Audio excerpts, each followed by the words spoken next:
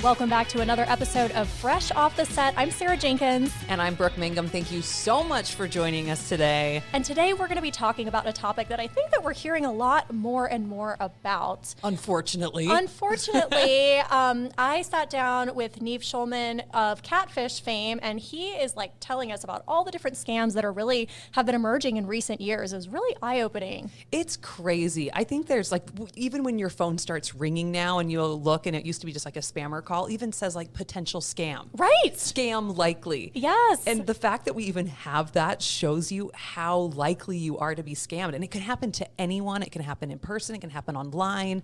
There's so many different ways. And it's kind of this sad thing where you have to be on your guard now. Right. And you don't want to be, but I feel like just to protect yourself and, with the advent of more and more technology and social media, and he talks more about it in our discussion, but there were some avenues of scams that I had never even thought of happening. I mean, those people out there are just very savvy. Right. And you don't need to be scared because we've got some tips for you so you can avoid these scammers. Keep your money and keep safe. Yes, absolutely. He has so many good tips. It was really great talking to him. So I say we take a listen. Neve Schulman is the star of MTV's famous Catfish, and he's here today to talk to us about something that he knows a little about: scams. Welcome, Neve. Thanks for joining us today. All right. Thanks for having me. Absolutely. I want to start off right off the bat with how people mostly know you. You were originally from the TV show Catfish. I want to talk about what it was like to film that show, the experience. Well, it's been 10 years now that we've been making Catfish, and remarkably are actually still making it. As much as I wish my efforts to educate and inform people about how to avoid getting catfished have been, sadly, it hasn't prevented new people from falling victim. Right. So we continue to make the show, and it's been a really wild ride. In addition to traveling the country and seeing lots of places and parts of the country that I hadn't previously thought I would or planned on seeing. Mm-hmm. I've met a lot of fascinating people and ushered many of them through very strange, difficult, emotional moments of their lives. Sure. And it's been at times very fun. It's been at times very tough and emotional and sad. But overall, it's been just a remarkably fulfilling experience, because I really believe that we've been helping people both on the show and those who watch the show. Sure, absolutely. I mean, you really are walking people through some of the most maybe traumatic, but then potentially fulfilling, incredible moments of their life. Yeah. That kind of touches on what I wanted to ask you about. Do you have, you mentioned almost 10 years. Congrats, by the way. Do you have a favorite part of having filmed the series, throughout its duration? Is there something that you go back to that's really fulfilling on your end? I mean, the friends that I've made and the relationships I have with the people on the show who have been working with me now, some of whom have been working with me since the beginning, mm-hmm. But even those who have come in sort of later on in more recent years, I don't really have a traditional work environment the way that many people who have sort of 9-to-5 jobs do. Sure, yeah. So, while I have friendships, I really do value my relationships that I have with the people who I work with. Mm-hmm. And that's been great. Yeah, absolutely. For sure. Well, let's talk about kind of over the duration of the show. Is there a specific scam that sticks out to you the most? Because I want to talk about that today. That is such a big portion of this whole show. Essentially, the name itself derives from these scams and catfishing. So is there one specific one that really sticks out to you? Yeah, I think there is. We did an episode where a young woman wrote in, not actually that young. I think she was at the time maybe early 30s. And she had been, she is a fan of music and hip hop. And she had come across the account of an up-and-coming DJ sort of producer who she had started following, and that producer then ended up reaching out to her and explaining that he was recently acquired by sort of a famous label, and he was going to need an assistant, and would she be interested in working for him?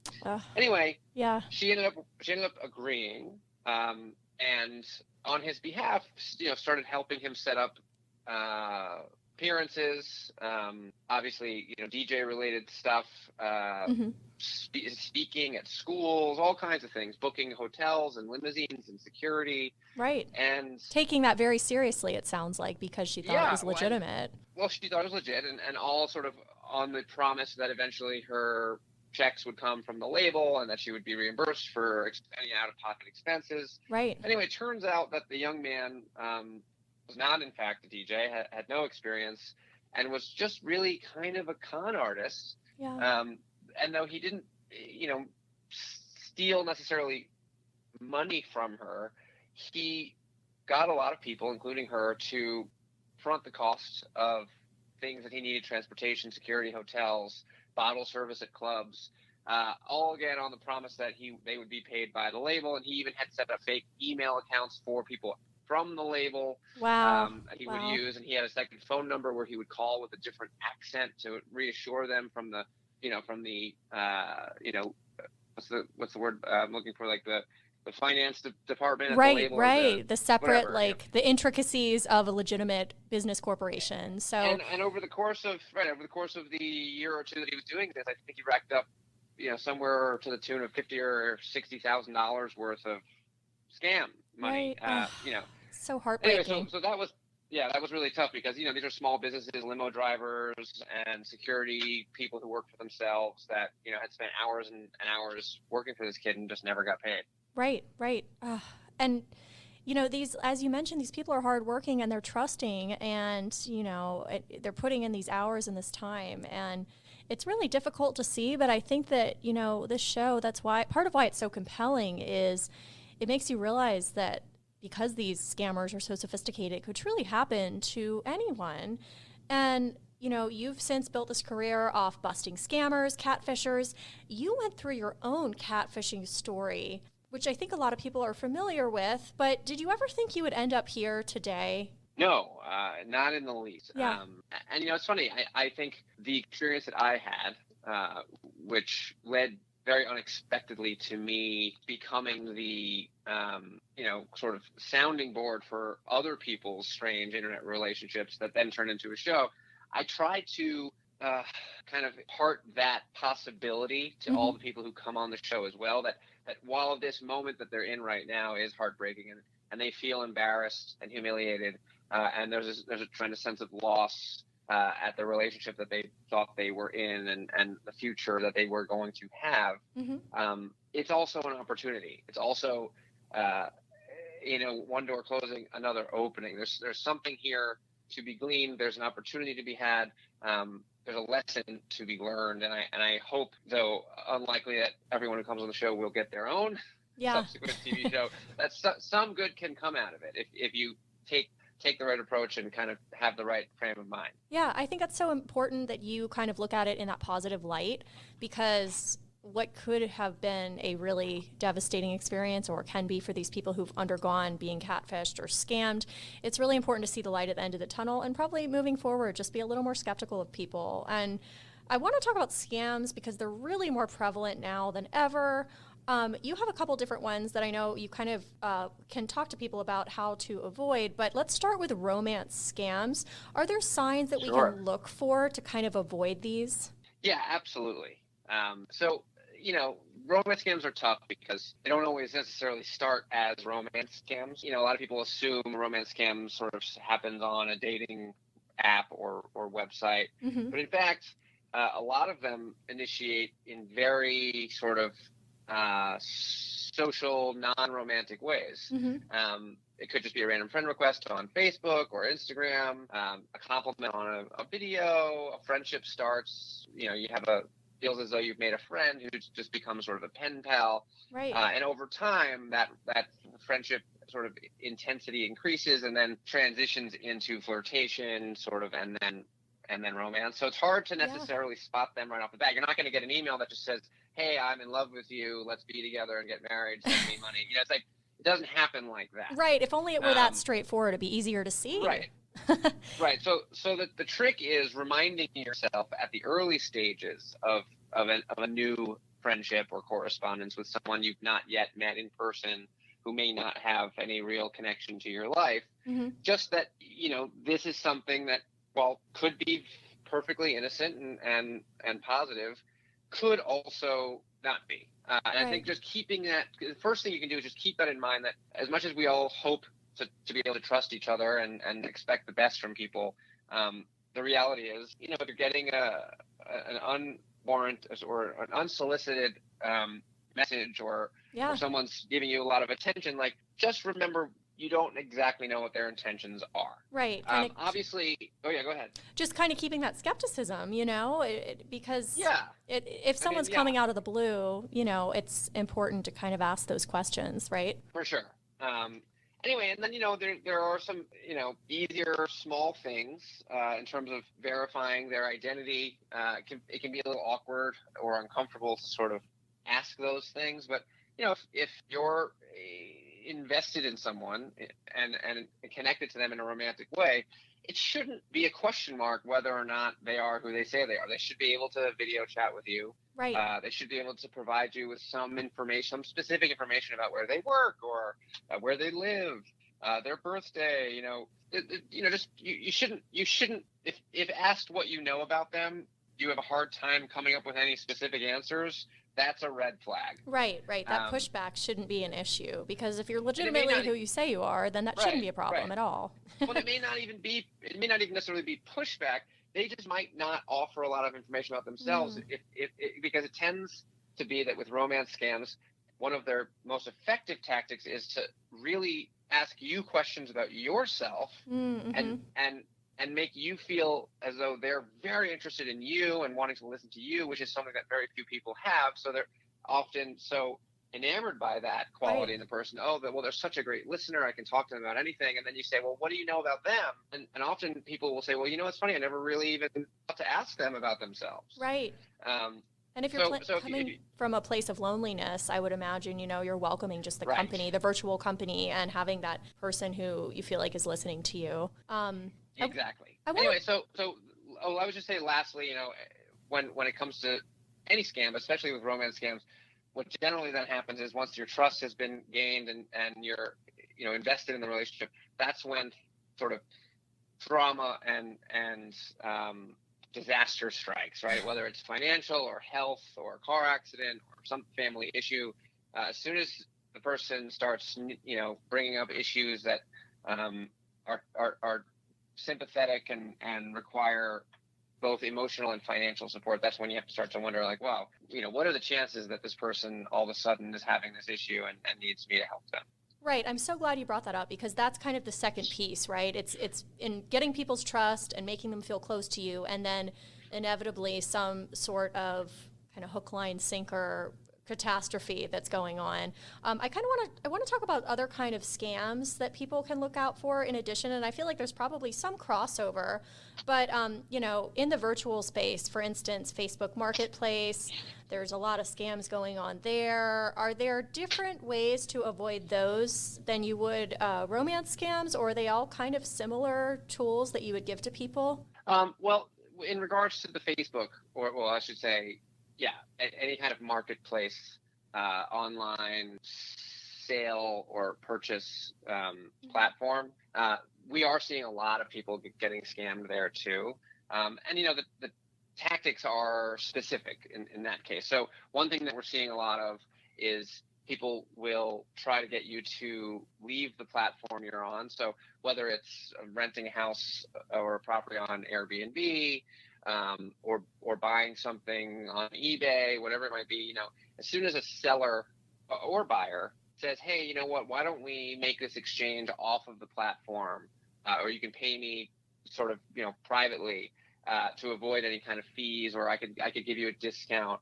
That's always something to look out for, because not only can it mean that they're potentially scamming you, but if they are, you're not protected by whatever policies the platform might have in place. Right. Should they not sort of fulfill their end of the bargain? Sure. Another thing is we recently seen a lot of people will present themselves as a buyer. You'll get a response to your ad that says, "Oh my God, I'll take it. I'll pay you full price. I don't need to come see it. Like, I'm in." Right. Which of course is exactly what every seller hopes to see. Yeah. They're banking on you're going to be like, "Okay, sign me up. Where's the lease? Let's do this," you know? Well, great. So they'll say, "Okay, cool." And you know, they'll say, "Hey, well, what's your Zelle account? I'll send you the money right now." And then they'll follow up with a message that says, "Oh, you know, I sent the money, but I got this weird alert that in order for the money to go through to your account, you have to upgrade your Zelle account to receive this sort of funds." Or the wording changes, but essentially the idea is click this link and fill out this form to allow the money to go to your account. Right. And that's not a real thing. There is no such thing as a sort of upgraded Zelle account. And unfortunately, in doing so, you end up sending them a small amount of money that you think is your fee for upgrading the account, which is actually just them getting money from you, and then you never hear from them again. Right. There's so so many that's different scams out there. I think that it's so important, you know, you kind of spreading the word and giving people insight as to these common things to look for. I feel like we could talk all day because there's utility scams, there's vacation rental scams. What are some suggestions and resources that people can really turn to if they feel like they're getting scammed or they're suspicious? Sure. Well, so the first thing I would do, and I do this all the time, just take the 10 seconds and Google it, right? If you got an email that says, you need to upgrade your Zelle account, just Google that and see if it's a real thing. And more likely than not, at least certainly with the case of Zelle, you'll immediately see that it's not a real thing because Zelle has a great resource page for any and all kinds of concerns, scams, to report, issues. And I've made a number of videos with Zelle specifically about these types of things that you might come across. Yeah. So, because in a lot of cases, the best thing you can do to identify any kind of scam is detect urgency, right? So the idea that this situation or this buyer or this seller or this lease renter or whatever it might be is in a position where something needs to happen quickly, where they need you to pay or they want to get paid or pay you quickly, that's always a red flag. Right. So sort of just pumping the brakes, taking a second, Googling it. A lot of, pretty much all utility companies, obviously, credit card companies, your bank, those you can call them. If someone's telling you that something's funny with your bank or your credit card or your utilities are going to get shut off, you can hang up or wait a minute, call your company via the number that is provided, on the card or, on the internet and double check. Yeah. Do the extra couple minutes of research to protect yourself because, it's easy to get wrapped up and think, oh man, of course I don't want the heat turned off right now. It's freezing. It's winter. I better pay this $100 because I didn't realize I was behind on some fee. Right. And if you just took the extra 5 minutes, waited on hold maybe for another 10 or 20, got someone and said, hey, is my account going to be turned off? They'll tell you that it's not. So it's really just kind of giving yourself permission to take some time and do a little bit of research to make sure that whatever you're hearing is true. Once again, they're banking on that sense of urgency. I feel like you are just so knowledgeable, and it's been so great chatting with you. I kind of want to switch things up here because we like to wrap up our interviews with what we call the Fresh Five lightning round. It's just getting to know you as Neve. So I'm going to give you some rapid fire questions. Are you ready? I guess. All right. Number one, city or country living? That's so tough. I struggle with that question every day. I currently live in the city, and I love it. But I do feel a real hankering and sort of pull to potentially move to and live in the country. So we'll see. I don't know. It's I'm in a kind of a tough spot right now with that. Yeah. But I'm kind of torn. TBD. All right. Well, we'll be following to see what you decide. Number two, pizza or tacos? Oh, pizza. Okay. You're a man after my own heart. Big pizza fan over here. All right. Number three, go out or stay in? A lot of X factors there. I mean. I don't know. That's tough. I love both. I don't want to go out to bars and clubs, but out to dinner with a few friends or to see a show or I'm into cultural going out, sure, but not party going out. Yeah, I hear you. Yeah. I like that. Okay. Well, number four, book or movie? Movie. And number 5, online dating or in-person meet? Well, see, this is an interesting question because I think a lot of people think of online dating as exclusively online, but the whole point of online dating is to meet in person, and most of the time that is what happens. The problem is when you find someone on the internet who doesn't want to meet in person, and then you end up in a situation that's not ideal. But I think the internet is a great place to meet people, and I think it's proven to be very successful. Yeah. I personally only used it for a brief amount of time before I met and married my wife, so I don't have a tremendous amount of experience in the online dating space. Mm-hmm. But I think if it's hard or if you don't have the right environment to meet people in person, then the internet's a great place to do it. But obviously, my go-to is always going to be walking up to someone and starting a conversation, right, in person if that's an option. Sure. The internet can be a great place. You just have to know what to watch out for. And I just want to say thank you for sitting down with me today. Congrats on all your successes. And let us know, where can we follow you, Neve, and any new projects that we can look out for from you?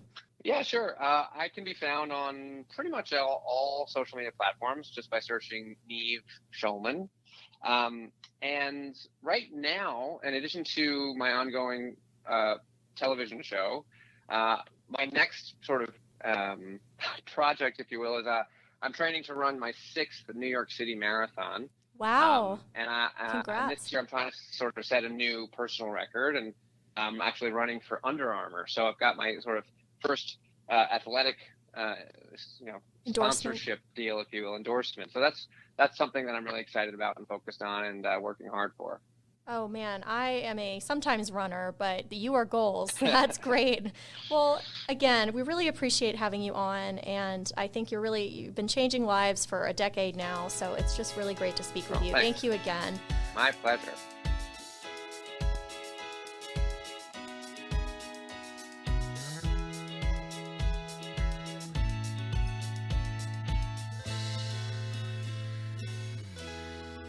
Congrats, you made it to the end. If you want to continue to freshen up your day, you can watch us on Fresh Living every weekday on CBS Channel 2 in Utah at 1 o'clock.